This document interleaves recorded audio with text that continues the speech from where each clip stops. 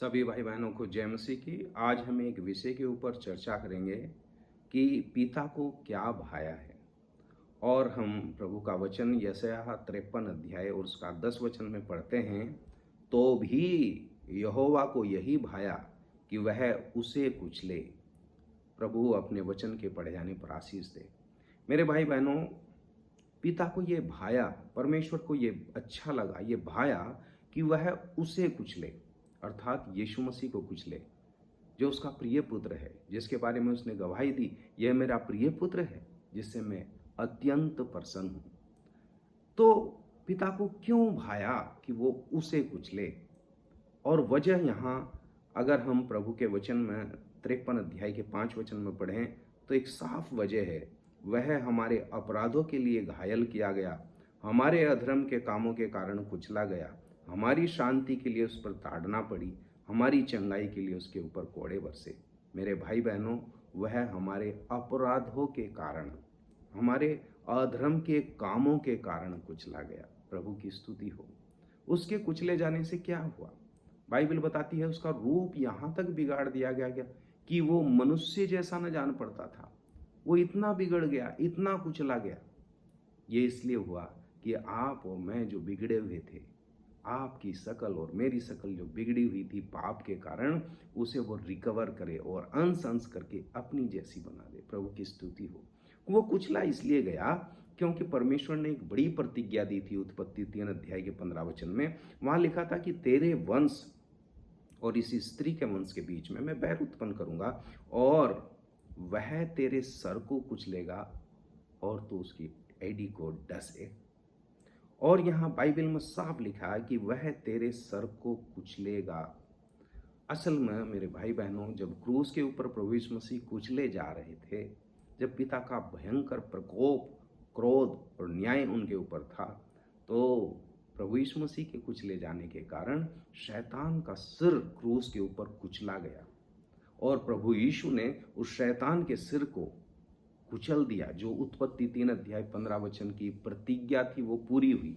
और न केवल इतना हुआ, बल्कि हम, आप और मैं जो परमेश्वर की संतान हैं, हमें परमेश्वर ने एक बड़ी प्रतिज्ञा दी है।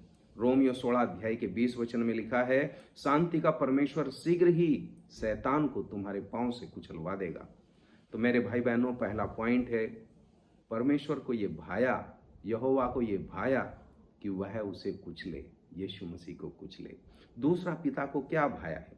मत्ती 11 अध्याय 25 और 26 वचन में लिखा है, हे पिता, स्वर्ग और पृथ्वी के प्रभु, मैं तेरा धन्यवाद करता हूं कि तूने इन बातों को ज्ञानियों और समझदारों से छिपा रखा और बालकों पर प्रकट किया।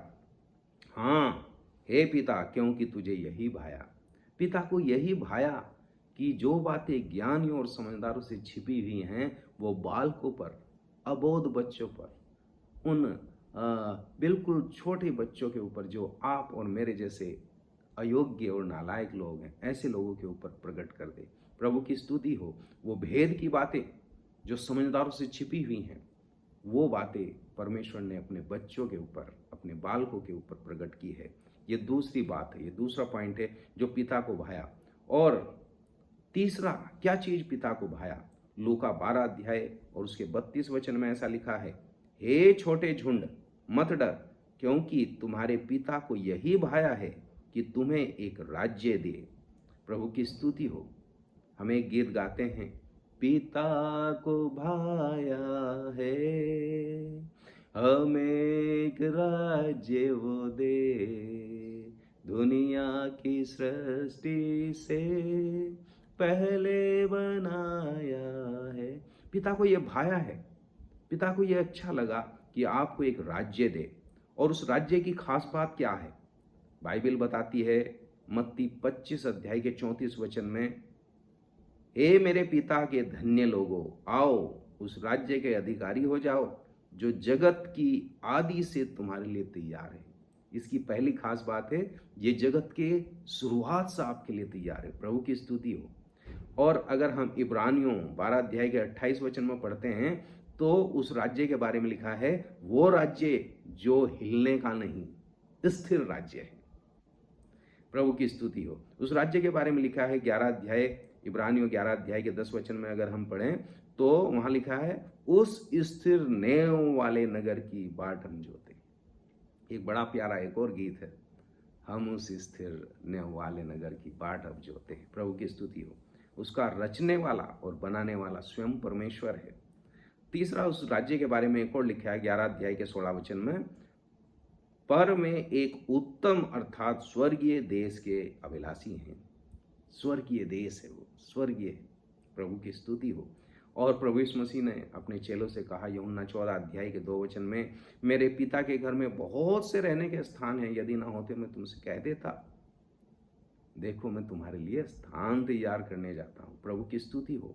एक स्थान आपके लिए तैयार है। उस स्थान के बारे में 1 कुरिन्थियों 2 अध्याय 9 वचन में लिखा है, ना आंखों ने देखा, ना कानों ने सुना, ना मनुष्य के चित्त में आया है। वे सब चीजें परमेश्वर ने अपने प्रेम रखने वालों के लिए तैयार की है। मेरे भाई बहनों, पिता को भाया है कि वो आपको एक राज्य दे। और चौथा पॉइंट जो बाइबल में पिता को भाया है वह है कुलूसियों 1 अध्याय के 19 वचन में, क्योंकि पिता की प्रसन्नता इसी में है कि सारी परिपूर्णता उसमें अर्थात यीशु में वास करे। प्रभु की स्तुति हो। पिता को यही अच्छा लगा, यही भाया कि सारी परिपूर्णता सब कुछ यीशु के अंदर हो। प्रभु की स्तुति हो। 4 पॉइंट आज हम लोगों ने देखे। पहली बात, पिता को भाया है कि वह उसे कुचले। ये सब कुछ मेरे भाई बहनों संभव हुआ प्रभु यीशु मसीह के क्रूस के ऊपर कुचले जाने के द्वारा। दूसरी बात, पिता को ये भाया है कि जो बातें ज्ञानियों से समझदारों से छिपी हुई हैं वो बालकों पर, जो परमेश्वर के बच्चे हैं, उनके ऊपर प्रकट की जाए। तीसरी बात, पिता को ये भाया है कि वह आपको और मुझे एक राज्य दे, ऐसा राज्य जो कभी टलने का नहीं। प्रभु की स्तुति हो। और लास्ट और चौथी बात, पिता की प्रसन्नता इसी में है कि सारी परिपूर्णता प्रभु यीशु मसीह में सदैव वास करे। प्रभु की स्तुति हो। हम अपने पिता के बारे में सोचते रहें, हम अपने प्रभु के बारे में सोचते रहें। पिता को यही भाया है। क्या भाया है ये हम सोचते रहें और उसकी आराधना करते रहें। प्रभु आपको आशीष दे।